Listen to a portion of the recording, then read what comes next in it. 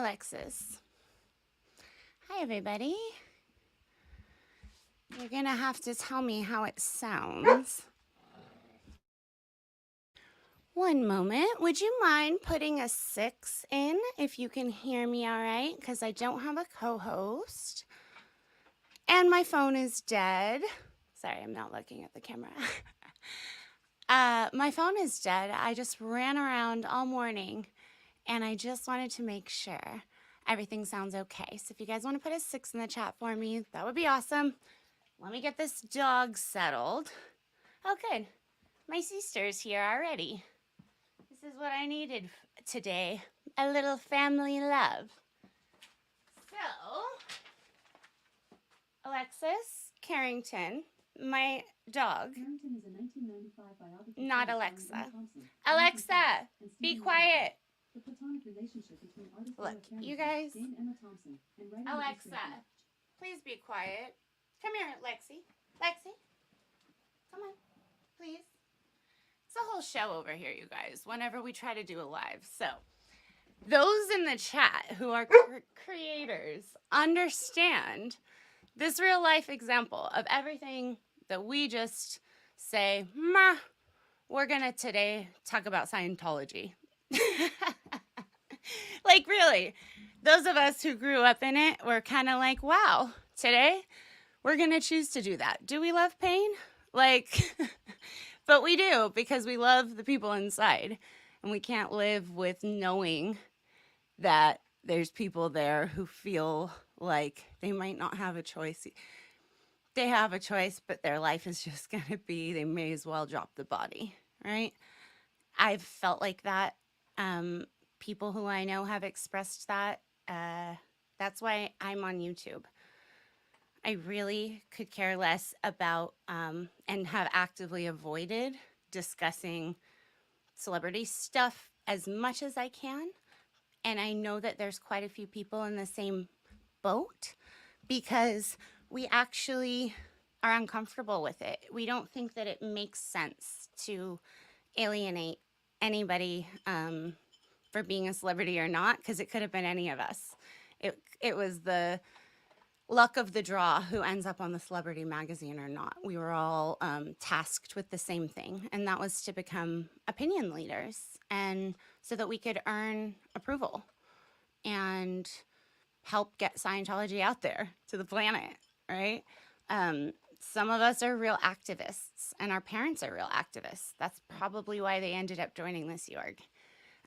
That's probably why at 12 years old, I signed my own name on a Sea Org contract, right? I pledged that I will be there for 1 billion years, because I believed after being recruited for so long that this really is a prison planet, and Scientology is the only technology, the only religion. It's really the only one that can save it. I was young.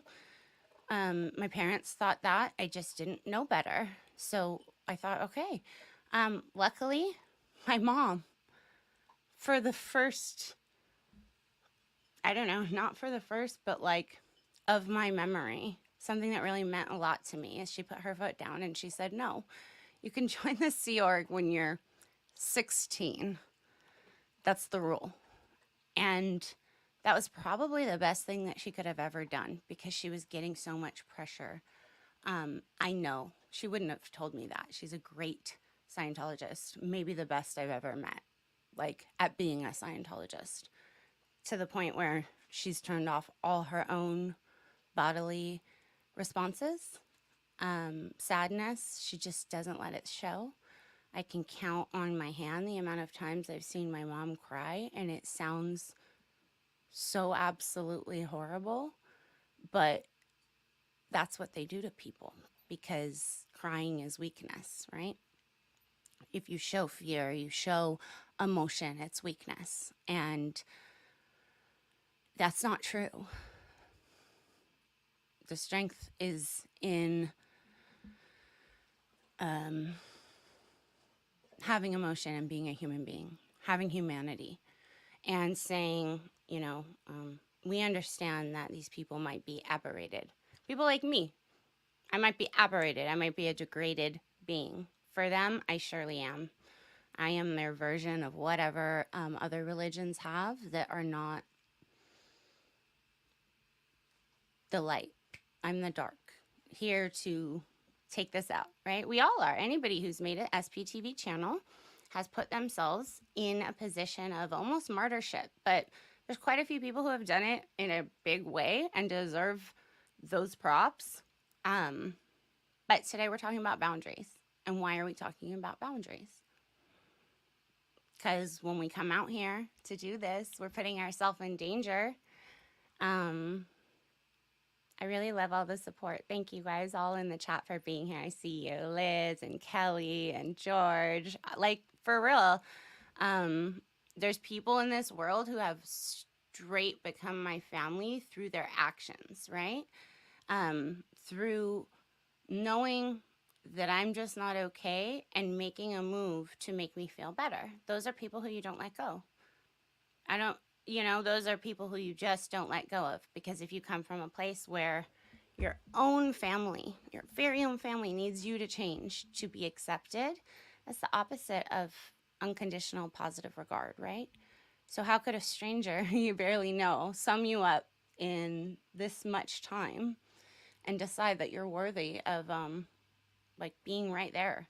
Like you're there now. You're their friend. They don't have a lot of friends. Or you're their partner and they don't have a lot of partners, or whatever it is.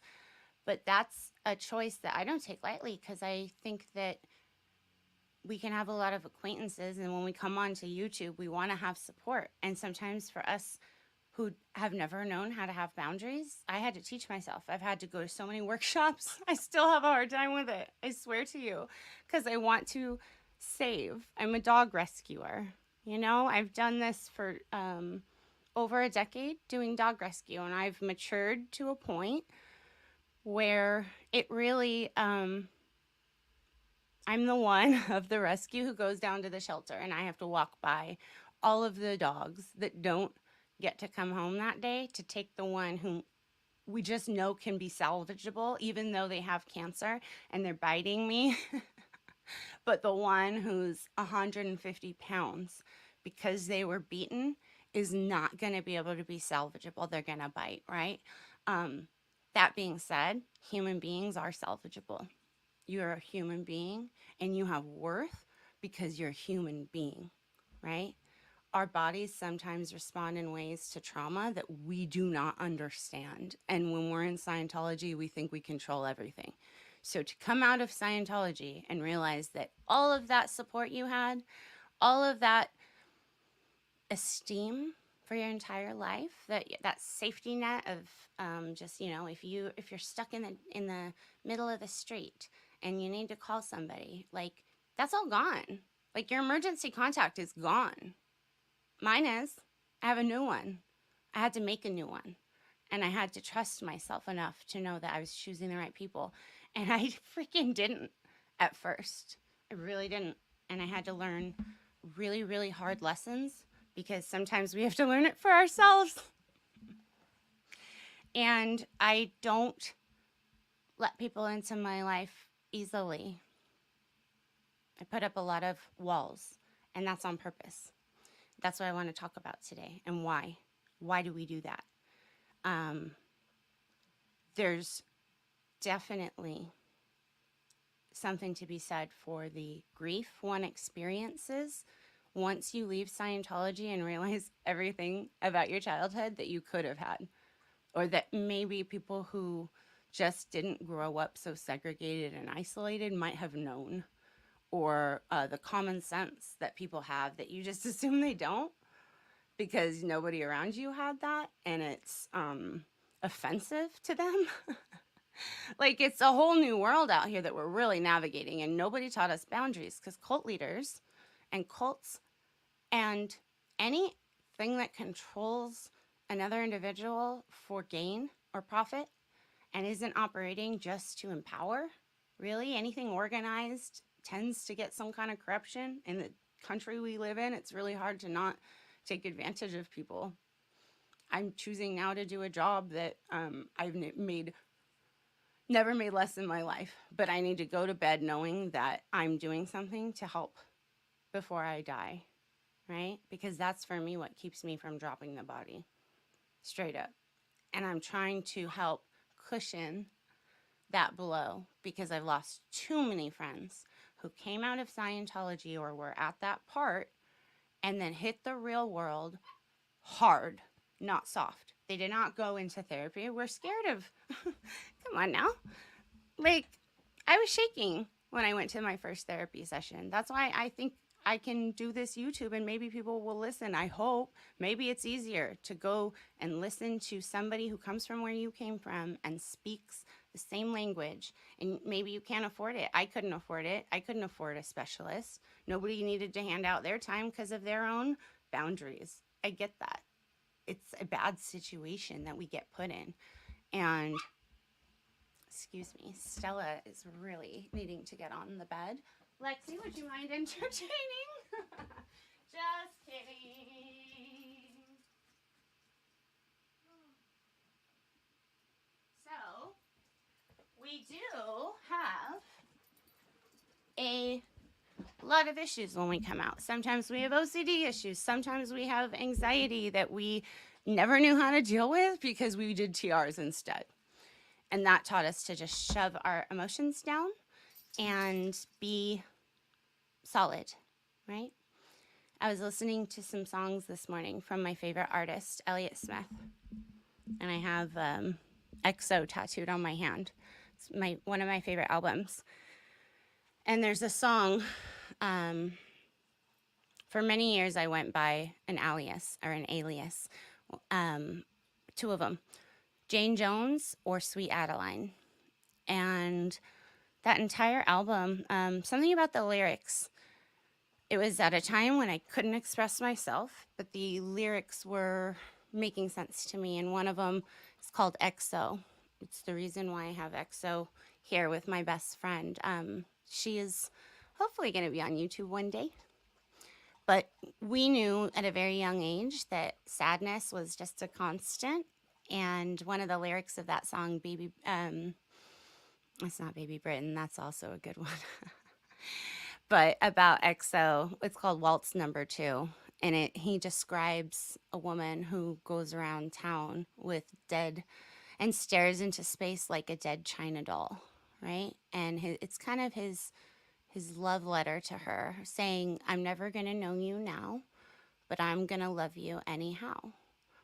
And it's really sad because it's just sometimes we're so complex. As you know, we have a dictionary of words that we know in our head, and we have a really small group of support for each other because some of us don't just like feel comfortable with the outside world yet. Or maybe if we do, we've made choices because we just don't understand how the real world works because we came literally from a cult. We grew up in a cult, you guys. We're not experts. I'm not an expert in anything other than what I've been certified in. But I will own that I've done that work because it was hard. You know, I do things at work that I really wish everybody could see because it's such a cool world where mental health has actual goals of recovery. And there's steps and there's all of these things in place that I had no idea. Like the resources are incredible.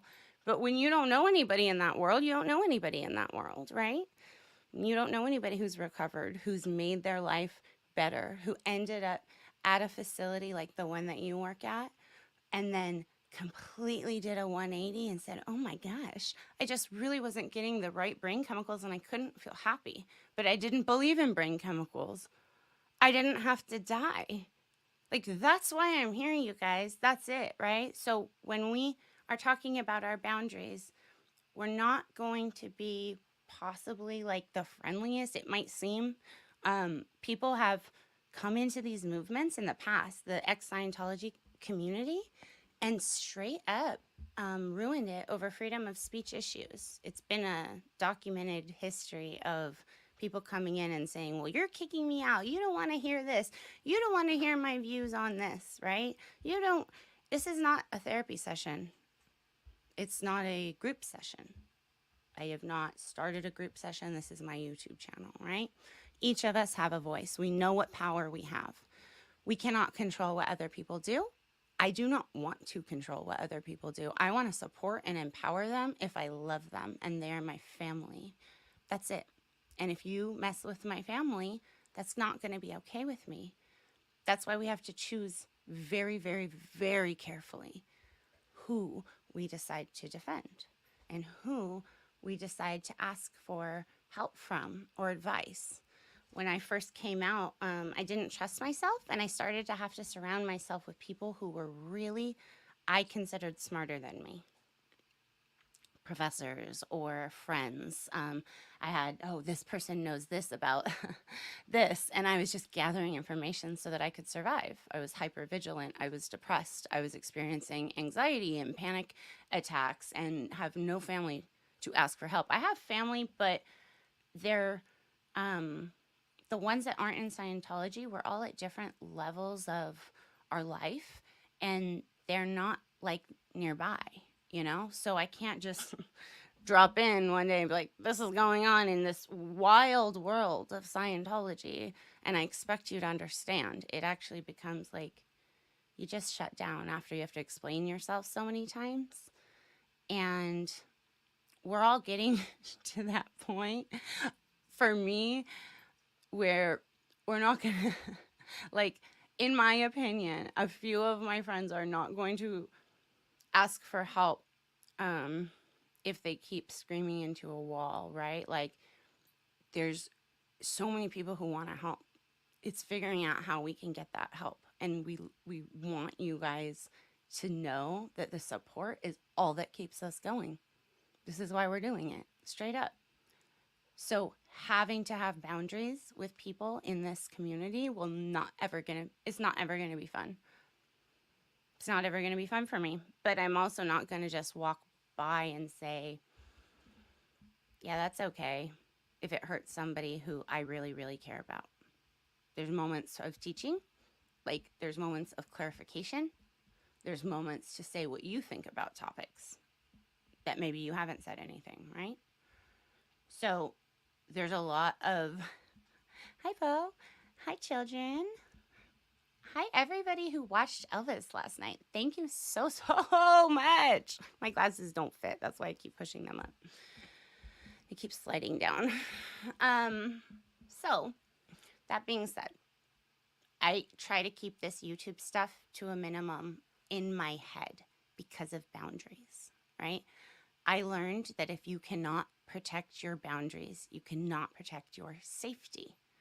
We have to be taking care of ourselves. If we're running our ideas by people who we think are smarter than us and not trusting ourselves, we're at the mercy of them. And what do they think?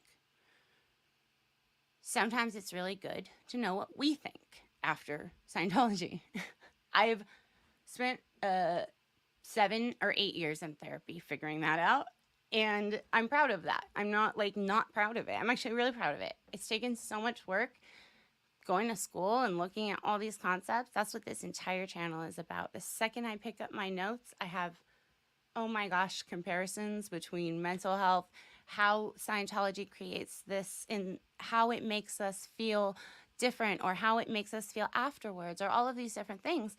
And I want to talk about that. This is what this channel's for. I'm so stoked. Alicia and I are awesome too. She's actually live with Ian Rafalco right now, or should be, I believe. We're so stoked to just have our voices for the first time. It took a lot of courage to do this. So when we see anything in the community that hurts one of us personally, or if I hear that one of my family members, who's my chosen family, might not be okay with something, I get my ears perk up, because we all kind of really, really need to value our peace and who we trust. And if there's people who, I mean, you guys know, this is a community that's quickly growing, this SPTV verse, this whole thing. It's never going to be a channel. It's never going to be a one foundation that we all get on board with. I don't I'm not trying to fundraise as a method to help everyone. I don't think that's ever going to work. I think that for me, the personal best method is nuance, compassion, love, and showing up for actual victims and listening to what victims have to say and how do they need help. Because sometimes it's so easy. Some of the things we get tripped up on, like, are you showering? Did you get enough sleep? Did you charge your phone?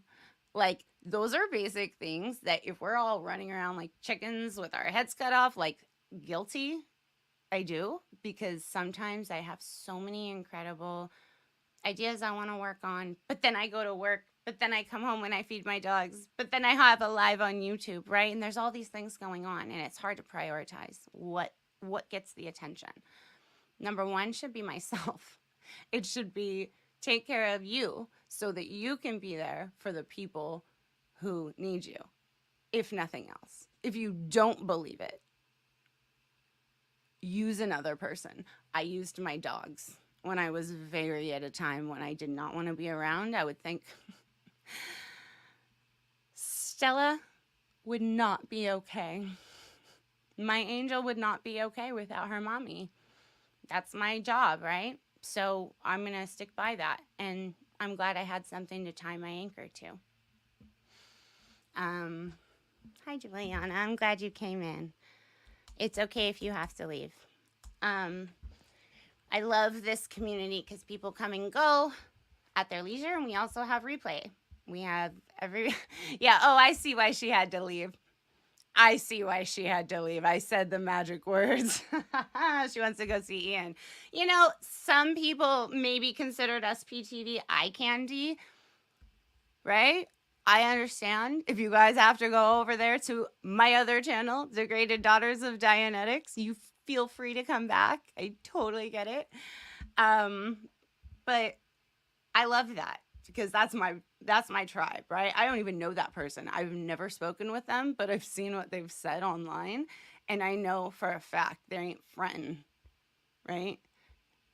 Each of us have a different experience, and we have different lives, and we're all never going to agree on anything. It's actually going to hurt us to say things like join up with SPTV. It's not helpful. It actually sounds like you're trying to get us to join a cult. And Alicia and I avoided that for a long time. We didn't even want to join up with SPTV. We were confused. We didn't know what that meant. And that's not like, the thing is it's a hashtag. It's a way for people to find us, and for people to kind of collaborate and other people to kind of know who it is. And maybe you guys can catch a really cool glimpse of a cult following and what we deal with. And if people are going to come and take advantage of it, this is a growing phenomenon. Maybe in every phenomenon that's growing, people come in to take advantage. That's part of the art of war, right? In the midst of chaos, there's opportunity. I see this opportunity for us to heal. I see this opportunity to set things straight about who is going to be here with us by our side. That's going to be people who don't shit on us. It's going to be people who don't wish that we were dead if we disagree on anything political. I try to keep political stuff out. I try to keep my views on sexuality or anything that people might just have a different opinion, because these are things that tear families apart, right? So I kind of wait until it's a moment when I trust them enough, they trust me enough that we can have that conversation, because then we know we're on the same page. We're not just yelling things at each other, getting triggered, right? There's so many cool people in this community I have met like that, who I called this morning, right? That doesn't mean that we're lock and key. That means we take a lot of effort to decide who we trust, because our own parents, our own best friends, our own seniors, bosses, our own childhood homies will spray a hose at us to get off the block if we're protesting, right? So why would this stranger be trustworthy? And guess what? That's how the real world works. There's good people out there. There's people who believe that love is the answer, that the thing to do is the thing based in love, not hate, right? I came to that conclusion by myself, and that love was going to guide me. And I have views maybe other people don't agree with, right? And I keep them to myself when I need to. because I would rather keep that person close to me and I care about them. Prioritizing that, though, is a challenge. And what if someone who you care about says something to hurt someone else who you care about? Or does something in their life or lifestyle or has views that just don't add up? And maybe you even understand or have empathy for why. Like maybe you are so empathetic that you see the struggle in everybody. I feel like sometimes that's been my problem, is setting that boundary, because I actually will be a bleeding heart too often. Just like the dog shelter, I had to learn, like, I'm going to go to sleep tonight and I'm going to think about that face. But what's more important to me is the person next to me, or the person I'm going to call in the morning who's my sister, best friend, who needed that support and deserved it because I made that commitment to them. And I held my boundary, right? I didn't let that get to my peace. I'm still protecting who's in front of me or who's important to me. That's really been the hardest part, to be honest, is like figuring out who to trust. And that's what they want to do with OSA stuff and confusion. And their whole thing is just like, just throw a bomb into the neighborhood. Like, you got some SPs talking. Well, we honestly don't care if they're dead. I've been there, and I know the mindset of extremists. That's what scares me, is when there's extremists after you, or people who don't care what you think. They just think that they're right or that they know better. And we're complex people who actually take so much to get to know, that you might see a lot of different versions of us first, because maybe some people didn't get to be a teen or a 20-something-year-old. I was so lucky in that way. Lucky that I was raised in Scientology, but I got to be in the public version. I didn't have to join the Sea Org. I signed the contract and I didn't have to join the Sea Org because my mom put her foot down, but also I was dating somebody who was considered important, and they were able to pull some strings, straight up pull some strings to make it so I didn't have to arrive as an indentured slave, right? And not just be a thing to produce. Like, no one was coming around to Sea Org members at night, like tucking them in and like bringing them CalMag and saying like, I love you. No, they're going to bed at night. Maybe, hopefully, a partner, but it's not the kind of love that you or I would want. And they do it again tomorrow. And it's just that torture. That's human torture. Like not having love, not being able to feel emotions, doing hard labor, having children, having to hear things that are sexually exploitive, having children not being able to be reported to authorities when they're talking about abuses, teaching children how to think so that they might be abusers themselves later on, so that they might think that it's cool to have no emotions. That is not okay with me, and that is why we're doing this, right? So when anything happens that rocks our sense of peace, I take it really seriously, because we've worked so freaking hard to get here, all of us, and especially anybody who's willing to speak up and make a channel. There is so much need for everybody else to start speaking up. You don't have to make a channel. You can go write a blog. You could just, talk to a newspaper. Do whatever you want, but please speak up, please. And if you can't, that's okay. We're speaking up, but we're also going to be firm with telling people that you can't. Hate will not be tolerated. That's the bottom line. So no matter what, from any side, this is like a great place to talk and support each other. We're going to protect that, period. We are going to protect having a safe space to educate, especially those who are under the radar, right? So with what's happened lately, we've had a moderator who has had her hand on a lot of channels, right? When I first came into the universe, my first thought was, what's the the deal because there seem to be quite a few people connected that like know a lot of people that I know, but I don't know why. And we start to just have these first trigger things that go off, but then we go, oh, that's just me being silly. This person's a nice person. And that happens over and over and over again, right? So I want to tell you something about what happens. This is from a cult recovery handout. Boundaries after leaving a destructive cult. It's really important. Boundaries are the defining parameter of who we are physically, psychologically, and relationally. Okay, so when I say I consider somebody really close to me, I really like have defined that relationship. Boundaries bring order to our lives by helping us define ourselves, attract respectful relationships, and protect our finest personal assets. So nothing is more important to me than my chosen family. That includes my dogs, that includes my sisters, that includes, you know, all of my chosen family, but that's very far and few between, right? It's interesting to navigate learning boundaries, internal instincts, trusting your own judgment, certainly trusting others, but it's so necessary and it's so brilliant to have a community helping, right? Yeah. So on the back, it really is so helpful, you guys. It really is.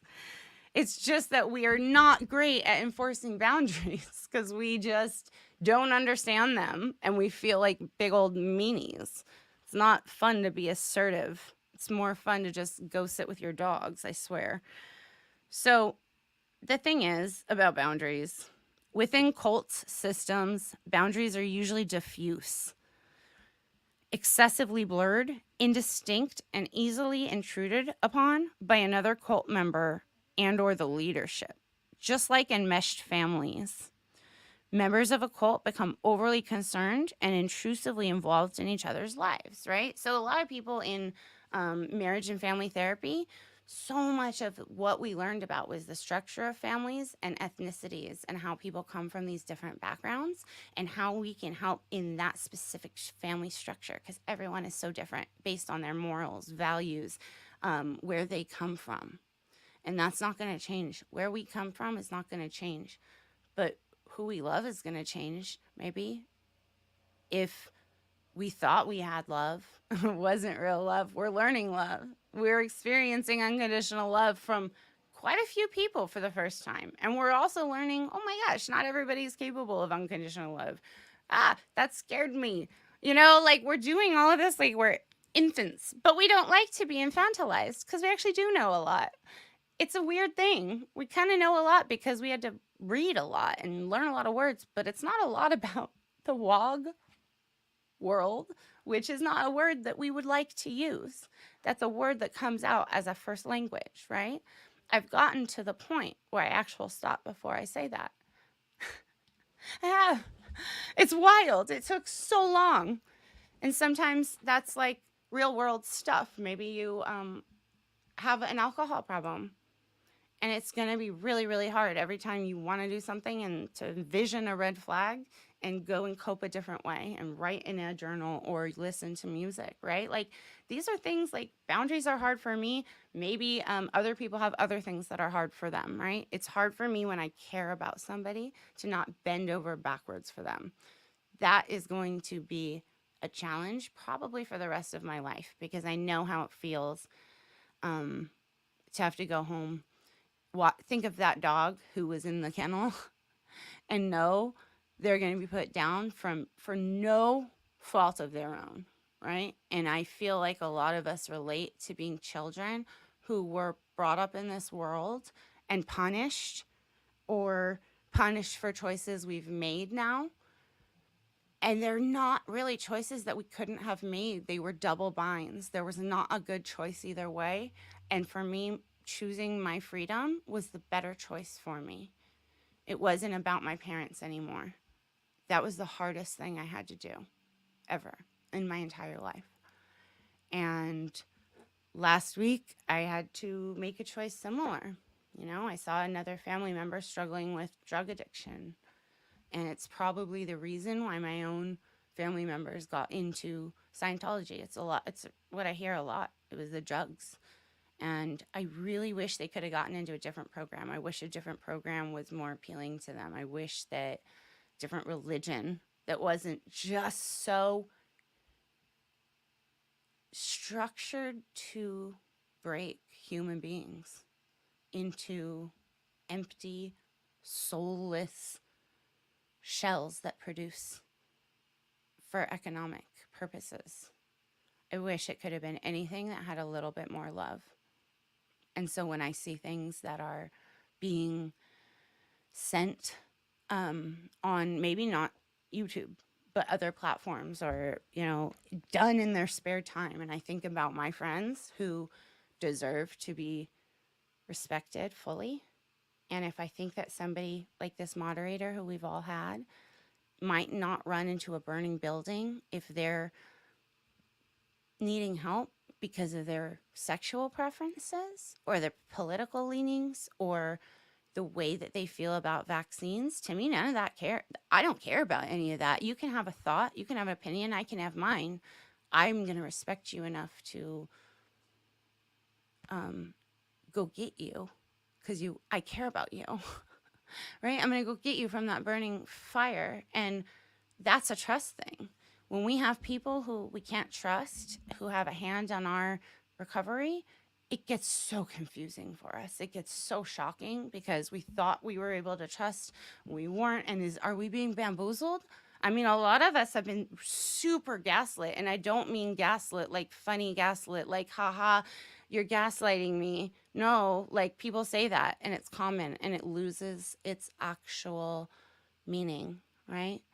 So please know that members of the Church of Scientology who leave, who were born in, are heavily gaslit through their entire lives. And when they come out, they deserve a little bit of care, compassion, and respect, but also kind of kid gloves. Like, please don't come here and be mean. Please don't come here and not care about us. If you really care about us, be here with us. I cannot let my family think that there are people who would like it if they burned in a building because of their sexual preference. They would not run and rescue them. That's never going to be okay with me. Bottom line. Family is more important than anything. That's what we've learned, right? So sometimes we have to say things and sometimes we don't. And sometimes there are moments when we do. So it is what it is. And it's like, I texted Goldie actually this morning, asked her if she wanted to talk with me. She didn't get back to me. And I'm always going to like put a thing out. I asked her if she wanted to talk after this. I would love to talk to her after this. I want to hear what's going on. Because when I hear things that are hurtful to my friends and family, I can't not do nothing. And I really liked that lady, or I liked her. And then I found out that she was like spewing hate and vitriol and other places that just have to do with like hate in your heart, when the thing for me to do is to just like hold each other's hands and walk through fire together. Like, why can't we just talk about this? I talked to somebody else this morning who has different political views than I talked to them about this situation and said, what's up? What do you think? Am I in the wrong here? Or is this person in the wrong here? Because if you feel like this, what are we going to do? Because it's not a thing that we actually know is a problem, because we all have love in our heart. Politics get things really confusing, and like economy and how people make money. And they pick on issues that are really important to us, like beliefs about our family and who we are. We just want, I want everybody. I can't not speak for everybody else. I want everybody to be exactly who they are in their skin and feel comfortable with that. And I will support any person who wants to do that. And I will defend any bullies. That's who I am. And if people are going to want to be around, let's talk. Let's not overreact. Let's not underreact, right? Let's talk. Let's have these conversations. So the last thing that I really want to bring up, this confusion of boundary diffuseness, it can traumatize us as kids who grow up in here, and it can teach us to not expect attention or care. We don't expect it. We get by without it, right? Our basic needs, we can keep going, we can push through. That's something that needs to be stopped because you cannot continue in life if you don't have self care. You just can't. That's not okay. Many children raised in these neglectful environments learn very early that they need to manage relationships on their own. It encourages a pathological self reliance that convinces second gens. This is not specifically to Scientology, this is for second generation people who are born in high demand organizations, people who have been abused by people who have been raised or people who raised them in these organizations, right? So this is a common thread. It encourages a pathological self-reliance that convinces second gens that they cannot trust or depend on others, which often leads to isolation and loneliness. There's a concept that we discuss in therapy called intimacy versus isolation. Something that we really, really need is to be able to speak to people who speak our language. And I love YouTube for that. You can throw on a video. During my recovery, I threw on, like early when I was not ready to talk in public, I was like, no, I can't take criticism. I might fall down to the floor. I'm still standing, you guys. I'm okay. But we're very sensitive sometimes when we come out. I was, maybe not everybody, maybe people aren't, maybe they don't care. For me, I was really sensitive. I wanted to take enough time to know that I wasn't going to drop the body and I wasn't going to do anything rash or lean into addictions I shouldn't. I wanted to have a bit of education behind me. I wanted to have mentors that I trusted, right, for my life. So when we do this intimacy versus isolation discussion, there's not that many people we can be intimate with if we don't feel like we can communicate what happened to us. Sometimes when we have unique experiences in life, it takes a lot to explain, right? It's enforcing our boundaries, defining them first. I won't let people around me who spew anything in a direction that feels like hate. Hate has no place in my heart anymore. That's a firm boundary of mine. The only thing that is black and white in this life for me is that people need to lead with love, like straight up. I mean, you can almost make all these morals, all of the do not kill, do not harm, do not destroy, all of these things, if we just have love and look at each other's humanity first as a meta perspective. This is another human being standing in front of me. I might be getting emotional.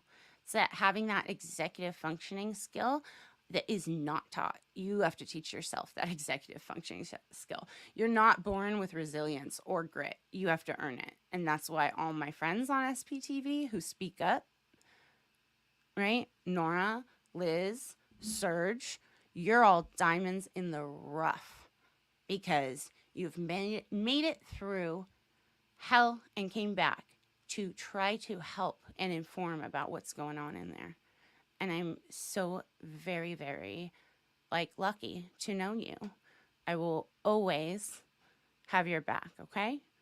And no matter what, those are the kind of messages we need. When we hear, you guys, we have your back. We got you. We got you. Well, we want to believe you. There's only so much we can do to believe you. We get emails from people like, I know that you must not trust me. I don't know how I can prove it to you that you do, that I'm a normal person, but here's my business. I mean, I really appreciate that. They're already putting themselves in our shoes before they even reach out to us. It's almost like people who have a lot to say have no problem reaching out, and people who have really considerate things to say end up not reaching out because maybe they've put themselves in our shoes too much. But then there's those people in the middle, and I freaking love those people. That's the gray zone. That's the nuance we need. reach out to us and do it in a way that has nothing to do with you. Like, if you want to help, um, we need to see that it's not to get your channel more up there, right? Like, there's things that are easy to do. There's so many people in our lives who we've let in, who we talk to often. And then when we find out, like, hey, even if you hear a rumor, if you don't think it's true, hey, this person is hates gay people or hates this or hates that. I don't know. I've never heard them say that. They've never acted that way, but man, that really upsets me. Like, freak.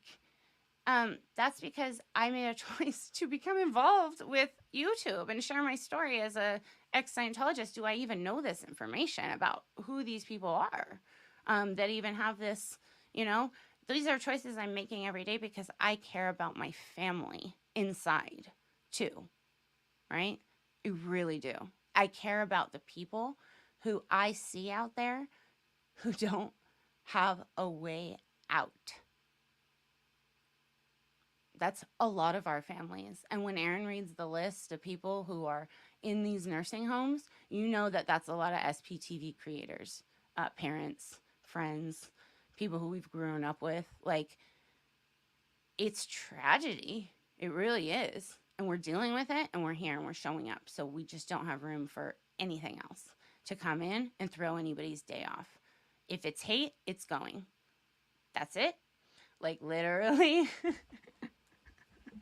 Maybe we never had people or parents who put their foots down to protect us. My mom did in that event when she said, no, Vanessa's got to wait till she's 16 to join the Sea Org.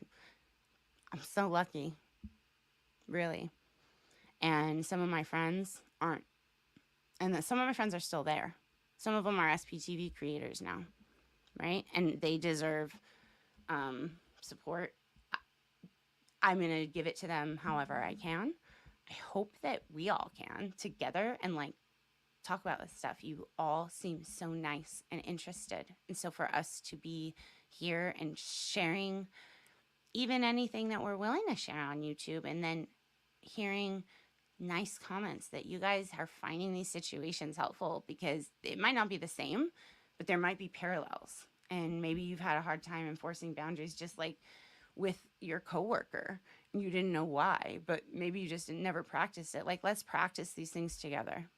Let's practice them together. We're all almost babies practicing in this brand new world of setting boundaries. And this is what's going to be the thing that we do. We're not a group. We're not an organization. We're each individuals, right? So I'm going to make my choices, and I'm going to expect everybody to make their choices and I'm going to respect the hell out of their choices. But I hope it's for a choice of empathy if I already love them, because that would be a real bust. Blow drill. The highest form of knowledge is empathy, for it requires us to suspend our egos and live in another's world. Plato. I love that. Love that. Thank you. It's just a act of love to ask questions and listen. And you guys have been doing that for us, and we appreciate it. Honestly, that's what you guys do in the chat. You ask us questions, and we're able to think through some of these thoughts and hear your experiences, and we're getting a lot of support. And hopefully you guys feel it too. Hopefully we've been able to make you feel less alone. I appreciate everybody coming on and even just streaming my channel so that I can get watch hours, because I'm doing a job now where I'm not doing anything in life for money anymore. I'm doing it so that I can feel okay and live on this planet because of the way that L. Ron Hubbard painted it to my parents and myself, right? That's structural development of looking at the world like a prison planet, and then having to reteach myself every day that it's not, right? That's fine. I do it. Let's be real. I do it. I make a lot of dark jokes, and I dabble on the darker side of things because it's fun for me, because I'm not afraid anymore. I'll go to Salem and stay in the most scariest bedroom by myself with my small dog because for me, the only fear we have to fear is fear itself, right? We're not afraid anymore, but we are. The thing I'm afraid of is hurting people who I care about. That's what I'm afraid of. And if I don't enforce my boundaries, if I don't look at them before I make my choices, because those boundaries are the things that are protecting me. Like, I just don't let hate around. I don't let people who are anything, people's judgment, whatever your boundaries are. People can have all different kinds of boundaries. Maybe the boundary needs to be for a while. I don't hang out with people who drink because I'm a drinker, or maybe I don't hang out with people who smoke.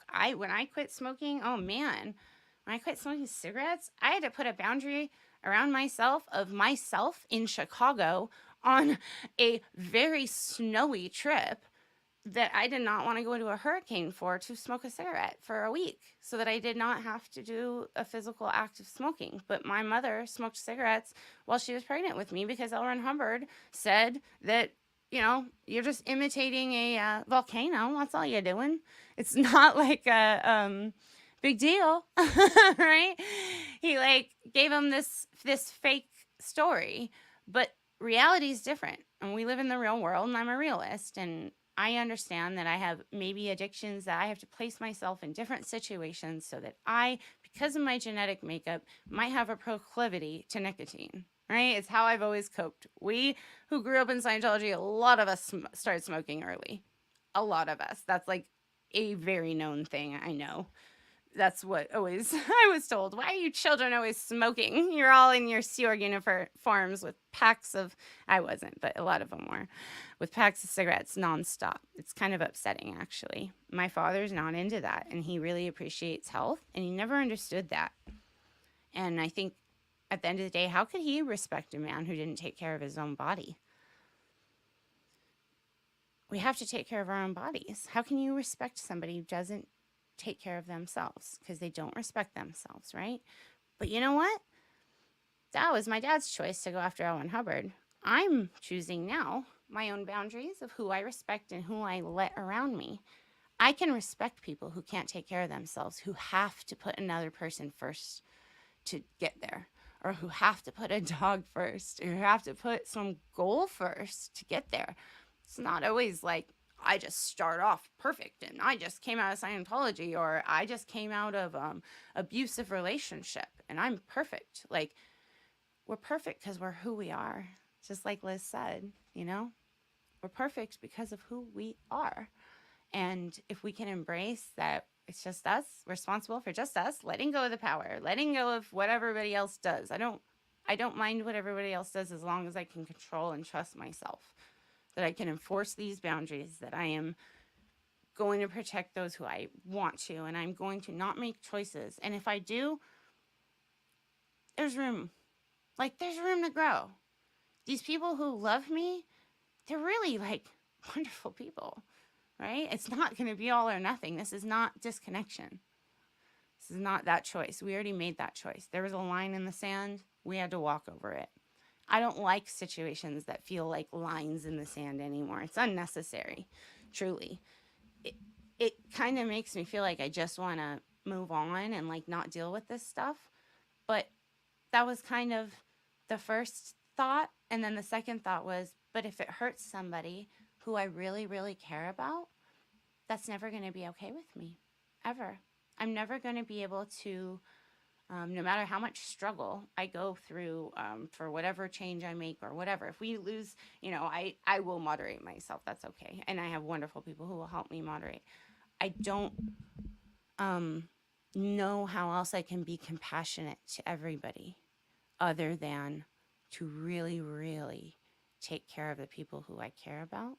Because if I start letting other people interfere, and other people can be great people, really good people who I've grown to care about over years or whatever, right? But when I say somebody is my family, or when I say that they are in my inner circle, I freaking mean that, right? There's really not that many people in there. And that's how we have to function in life, right? And sometimes we have to say things because my parents didn't, right? We're a lot of times the parents to each other in a way that we weren't provided. And it's not in a weird way, it's in a recovery because we can't care about ourselves. So we actually end up caring about each other first. If somebody's messing with me, Liz gets mad. And if someone's messing with Liz, now I'm getting mad, right? That's how it works. Scientology knows that. Scientology will throw in whatever they want to on this YouTube stage. It's up to us how we navigate it and if we feel good about the choices we're making and who we're trusting, right? I'm not a bad judge of character. I'm a very good one. I'm actually a clinical note writer where I write about people's moods. I write about if they need medication switches because I've learned to do that because I freaking love people. And my language of love is figuring out how to help when nobody else can and paying attention to body language and signs and cues and emotions, which was not something that we were ever taught. How do you feel right now? What is the feeling? Are you feeling betrayed? Are you feeling hurt? Because if something hurts you, that's not going to be around long because you're protected. And we didn't get that speech, right? So we just want to be able to know, yeah, cults do not inherently do not respect boundaries. Thank you. And our needs as children were met with ridicule, shaming, and contempt. Our bodies may have learned to perceive our needs as threats. Absolutely. Yeah, absolutely. I think that it's absolutely disgusting to teach children to take abuse in that manner of bull baiting. I don't even know that I'm not calling bull baiting per se physically abusive. It's emotionally abusive unless you're touched, right? Well, yeah, that could be physically abusive. To teach children to create a wall and to shove down their emotions, let alone trauma survivors who are just walking into the Church of Scientology, or drug addicts who are trying to get sober and maybe Scientology has a way to do it. No, you're teaching these children if they have a need to go to the bathroom, they can't, don't listen to it. Just sit there. They have a need to yawn because it's a bodily function. You need to control that.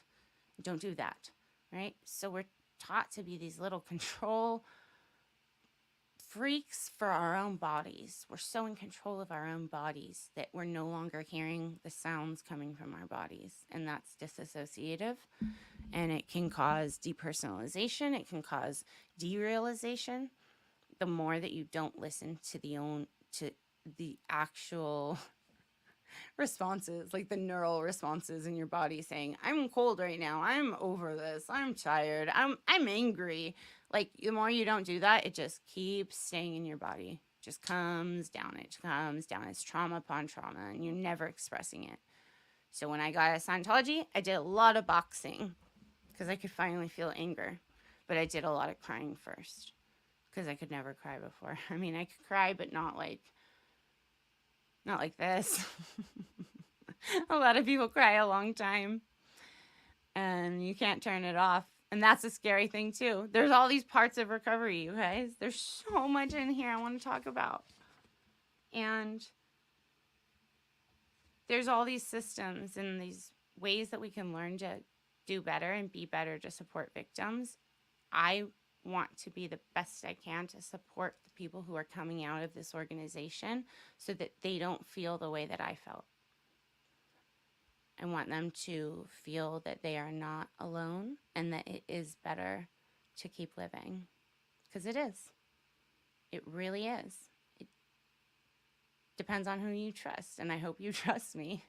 It might take a while, and this too shall pass. As long as we can ride the roller coaster of life, ride the waves, keep that northern star, whatever it is, that keeps you going in your mind of the reason why, and make your choices based on you and what can you do to protect you, and what can we do to listen to help these people, any victim of any crime. Um, any victim of any crime, any victim of any not crime. I think a lot of people are walking around in life unheard, victimized by society, victimized by the fact that they have to work for $14 an hour, 85 hours a week, and they still can't afford their kids' shoes. You know, like that kind of stuff really just makes people want to give up. And those give up moments, don't do it. Use a healthier coping mechanism. Call a friend or don't. Draw or listen to music. I really like to listen to music. I have a hard time getting my thoughts across sometimes because they go so intensely into psychological theories and stuff that I've already described and talked about 1800 times, but I've never had it with this person and I don't even know how to explain myself. And so I just want to be alone. That's called isolation. But if you're going to isolate because you can't feel understood, do something healthy with it. Put on a song. Elliott Smith got me through so much because he was a heroin addict who died of a drug overdose. And his words, though, man, I knew that somebody just felt like me and had to escape the pain. I really wish he could have made it longer because he's such an incredible artist, right? But this is what happens to incredible people sometimes who are not understood. And then we hear something that someone who understands us, and we can see a new tomorrow. Like, we just need to have that connection, and by having that connection, we're always going to have issues that come up that need to have boundaries. Boundaries I've been carrying around by myself, and I feel like now we have real support. Like, we have supports. We're all here together. There's supports to carry up the wall so that people cannot harm or hurt us any longer. That is over. You've made your money. You've had your fun for us. Let go of our parents. How about that? All of them. All of them. Let the parents go. That's my demand. Let the kids go. Be kind. It'll never happen. That's the darkness we live with. That's our everyday, right? But we're here. We're waking up. We're like getting on this camera. We're getting ourselves fed. We're turning on things. We're having trolls say that we're not doing it good enough. We're unprofessional. We're idiots. We're a cult ourselves, right? We're still here making content because we're strong. And a lot of us have grit from being abused for so long, emotionally or physically. And you have to be a really strong person to decide to know what's in there, see it with your own eyes, and decide to battle it, right? You have to be some kind of masochist almost, or you have to have a huge heart. And I think it might be both. They might have made both in us. And sometimes I wonder why I do this. Maybe it would be healthier not to. It won't be for my soul. It won't be. It's really nice to have a lovely space that has witnesses here for us for the first time. Witnesses to hear what's going on. Witnesses who know what it's like recovering from Scientology, right? We love it.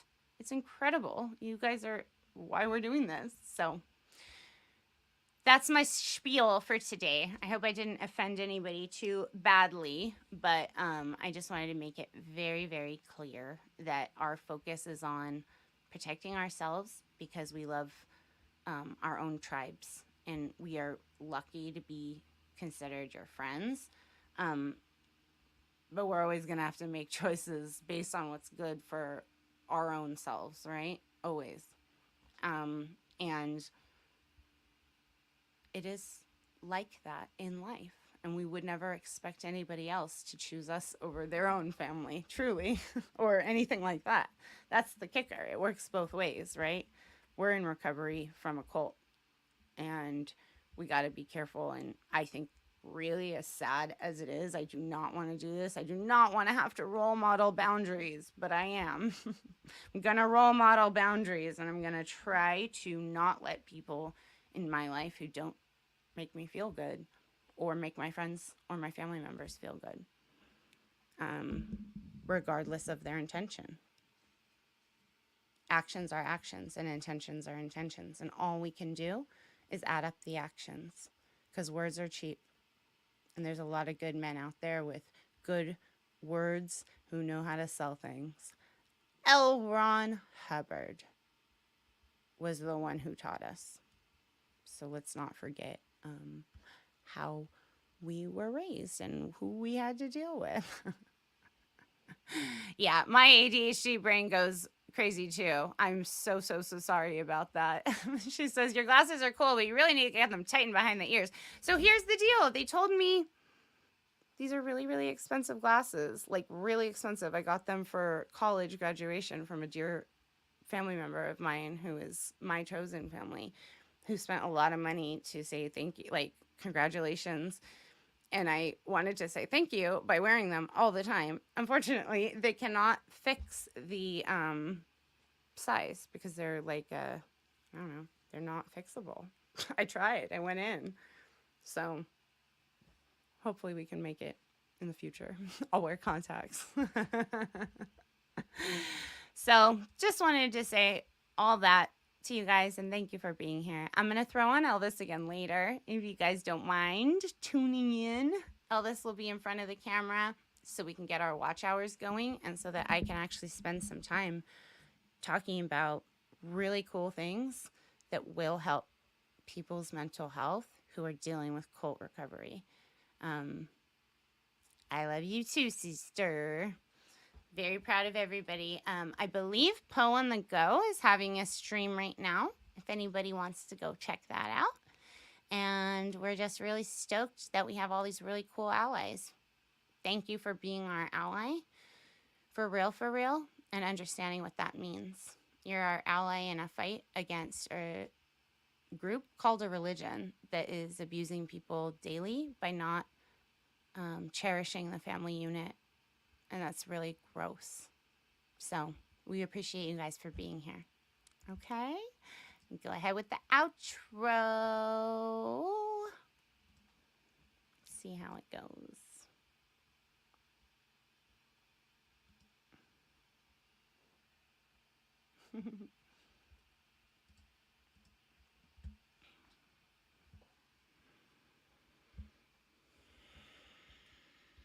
Maybe not. I don't know. Maybe it's not playing.